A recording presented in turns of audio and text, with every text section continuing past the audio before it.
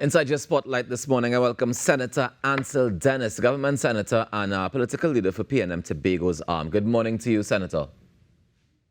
Good morning to you. It's a pleasure to be here. Good morning to your viewers, listeners across the world, especially Thank you those so in much. Trinidad.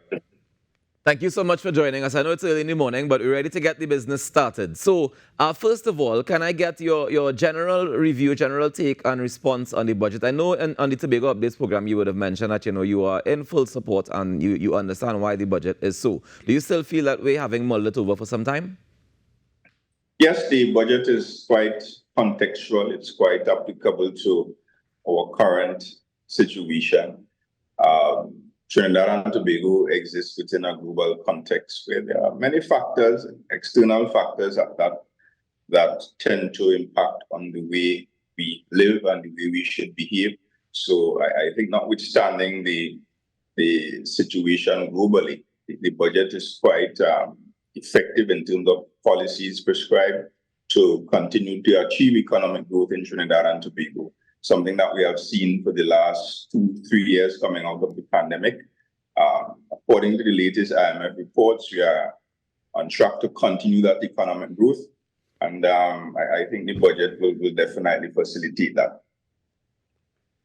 Fantastic. Now, let's head across to let's discuss the allocation one time for Tobago. I don't want to waste any time and let me get to it straight, right?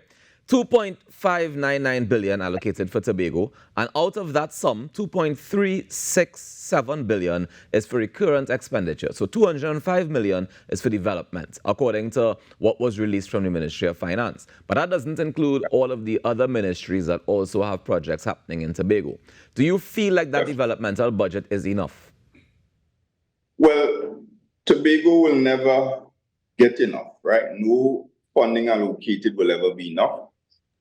Whether you're in the Tobago House of Assembly or you're in the Ministry of National Security or you're in the Ministry of Health, whichever ministry you are, and not only ministries or the THA, any establishment that relies on the parliament to be funded will never determine that the funding allocated is enough, right? The reality, though, is that in this present scenario, this Tobago House of Assembly administration has gotten significantly more resources than I got as Chief Secretary.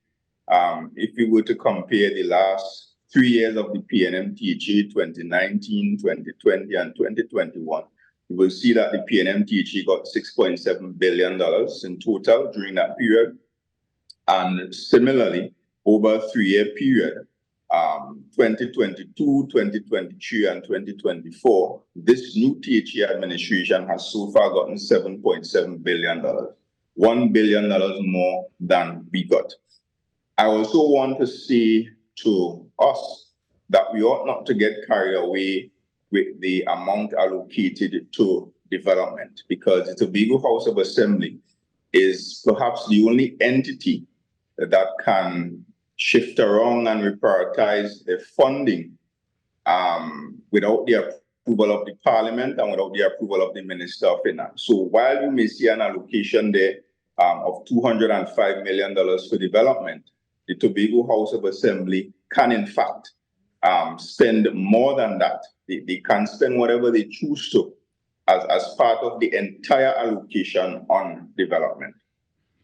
Now, Senator, I have to ask though, in terms of comparisons, you mentioned, of course, the difference in the figures between what you would have received when you were in the THA versus what they're receiving now. But we have many other factors to take into consideration. One, COVID-19 happened. Of course, we would have been facing inflation and rising prices for various things, right? And as a result of that, of course, expenses would have gone up. Does that factor into your contribution at all? Well, of course, and it made it more difficult for the PNM because, of course, we were the ones in office during COVID. I was Chief Secretary during that COVID-19 pandemic between 2019 and 2020. And of course, things were a lot more difficult.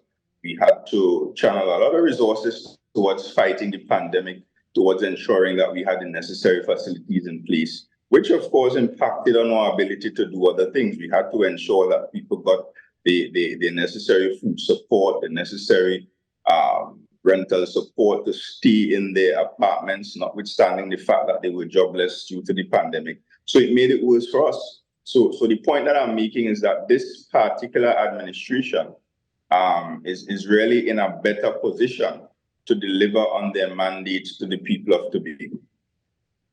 Have they been delivering so far from your perspective? I mean, I don't know if you can be objective about it because I know that you sit on a different side of the fence. But as a Tobagonian and speaking with Tobagonians, do you see any difference being made? Do you see any impact being had at all? Well, there has been some significant differences in the way the Tobago Island has been managed by this administration.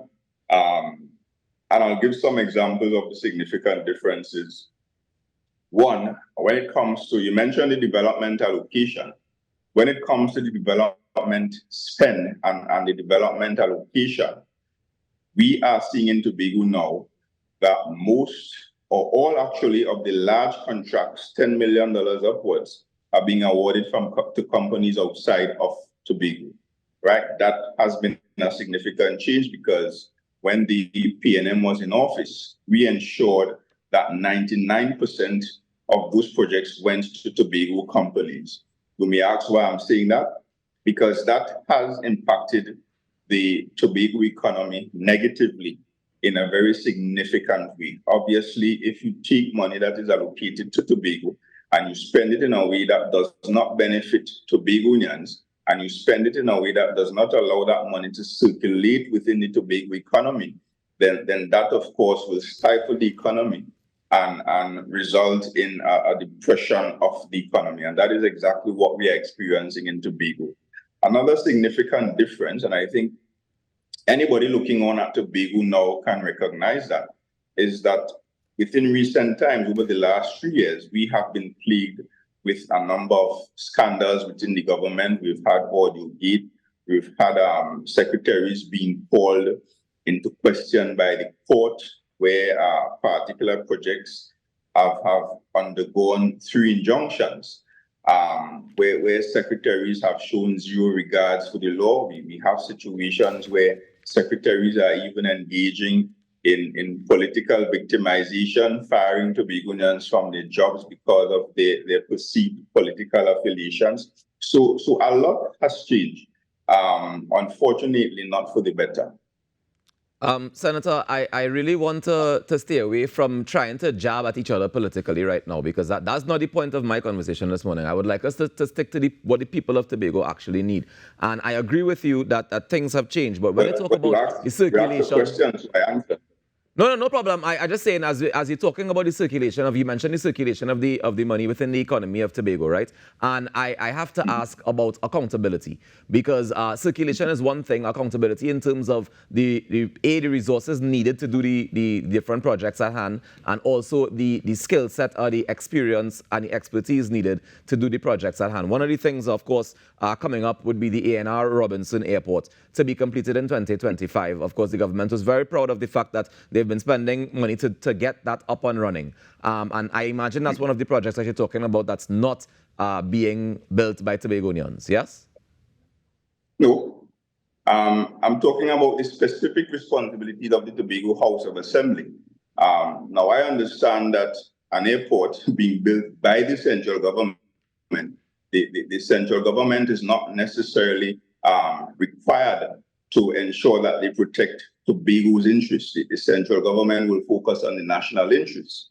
When we in Tobago put a Tobago House of Assembly in place, we expect that assembly, we expect that administration to prioritize the interests of the people of Tobago over that of the people of Trinidad, right? So the airport is being built and piloted by the central government. The contractor is a Chinese contractor, and of course, they are required to ensure that we have some local content, local suppliers, local subcontractors on board. And if you're looking at an airport terminal building, I think we can be real and say that we do not have the capacity in Tobago to engage in a project like that. In addition to that, when we look at the financing mechanisms of that project in terms of the government-to-government relationships to ensure that we finance that project, then it's quite understandable why we have a contractor out of China. But road projects, paving of roads, building drains, building roundabouts. Those areas, we have always had the capacity in Tobago. We spent the last 20 or so years building up that capacity in Tobago. Tobago came from a place where all the road paving was done by people from outside of the island. We changed that over a period of years where we developed several contractors on the island. And we now have the capacity within the island to ensure that we can do those kinds of projects. So what I'm talking about is a situation where this administration have chosen to sideline all those Tobagonians that we have spent years developing. And those contracts are now going to contractors from outside of Tobago. And again, anybody who understands basic economics will realize the serious economic implications of those actions. Now, before we wrap up this morning, Senator, the Prime Minister mentioned that, he was noting the support of other sides in the Parliament, saying he's going to bring back the Tobago bill to the Parliament soon. Do you feel like you will get that they will be getting the support needed to move forward with that bill? Well, we are guaranteed, and when I say we, the people of Tobago, are guaranteed that the 22 votes in the Parliament on the PNM side will support the bill. I am hoping that at least 5 members of the UNC will also support the bill in the lower house.